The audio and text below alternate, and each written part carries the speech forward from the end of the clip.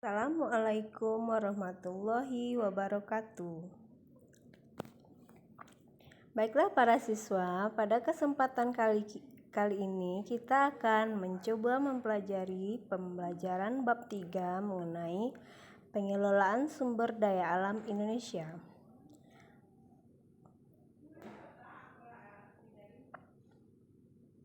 Perhatikan gambar berikut. Energi surya adalah energi berupa sinar dan panas dari matahari. Energi ini dapat dimanfaatkan dengan menggunakan serangkaian teknologi seperti pemanas surya, fotovoltaik surya, listrik panas surya, arsitektur surya, dan fotosintesis buatan. Manusia pada masa ini lebih banyak tergantung kepada energi yang dihasilkan dari fosil yang jumlahnya sangat terbatas dan tidak terbarukan. Bagaimanakah pendapat Anda tentang sumber energi yang ramah lingkungan, terbarukan, dan murah untuk dapat digunakan dalam kehidupan sehari-hari? Buatlah analisis macam-macam energi yang digunakan manusia. Baiklah siswa, jadi energi matahari selalu tersedia di alam dan jumlahnya tak terbatas.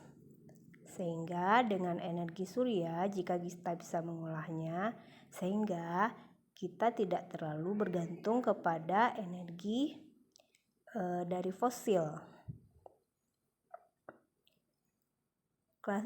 Klasifikasi sumber daya alam. Sumber daya alam adalah sumber daya merupakan suatu yang berguna dan mempunyai nilai. Sumber daya mempunyai sifat jamak dan mempunyai ukuran baik dalam jumlah, kualitas, waktu, dan tempat. Sumber daya alam merupakan istilah yang digunakan untuk menggambarkan potensi yang terdapat di alam yang dapat memberikan manfaat bagi kehidupan manusia untuk meningkatkan kesejahteraan hidupnya. Nah, kalian bisa lihat gambarnya ya. Nah, ini ada tradisional maupun yang modern.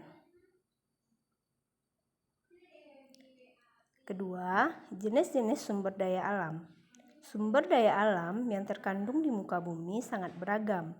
Keragaman tersebut dapat dilihat berdasarkan proses terbentuknya, letak, jumlah, dan kemungkinan pemulihannya. A. Sumber daya alam berdasarkan proses terbentuknya dibedakan menjadi dua jenis, yaitu sumber daya alam biotik dan sumber daya alam biotik. 1. Sumber daya alam abiotik adalah sumber daya alam yang terbentuk berdasarkan proses alamiah dan membutuhkan jangka waktu yang lama dengan intensitas tertentu seperti minyak bumi, batu bara, dan emas. Yang kedua, sumber daya alam biotik adalah sumber daya alam yang terbentuk berdasarkan proses berkembang biak dan membutuhkan waktu yang relatif singkat.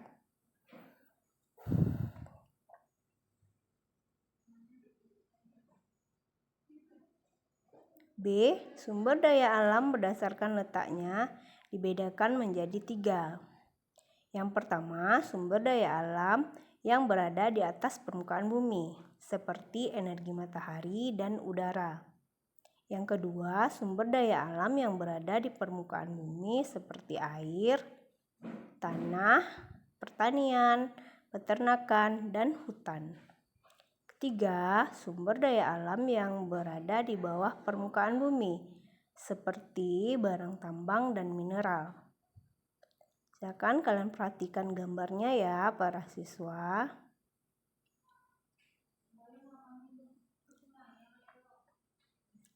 C.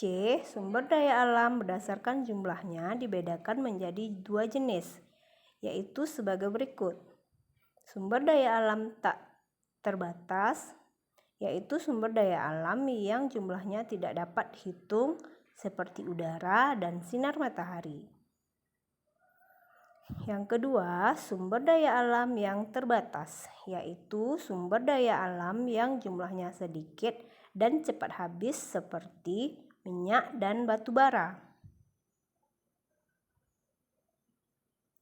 D. Sumber daya alam berdasarkan kemungkinan pemulihannya. Dibedakan menjadi 3 jenis, yaitu sebagai berikut. 1. Sumber daya alam yang bersifat kekal. Sumber daya alam yang bersifat kekal yaitu sumber daya alam yang terus-menerus ada secara alami seperti udara, air, dan energi matahari.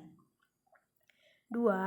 Sumber daya alam yang dapat diperbaharui, yaitu sumber daya alam yang dapat diperbaharui adalah sumber daya alam yang jika persediaannya habis dapat dimanfaatkan kembali, kualitas atau keberadaannya dalam jangka waktu yang tidak terlalu lama. Jenis sumber daya alam ini antara lain tanah dan sumber daya alam hayati yang meliputi tumbuhan dan hewan. Yang ketiga, sumber daya alam yang tidak dapat diperbaharui. Jenis sumber daya alam ini jumlahnya sangat terbatas. Jika telah habis untuk dimanfaatkan, maka proses pengadaannya kembali sangat sulit, bahkan tidak mungkin diadakan kembali. Adapun yang termasuk ke dalam jenis sumber daya alam ini adalah barang galian atau barang tambang. Apakah kalian tahu jenis-jenis barang tambang?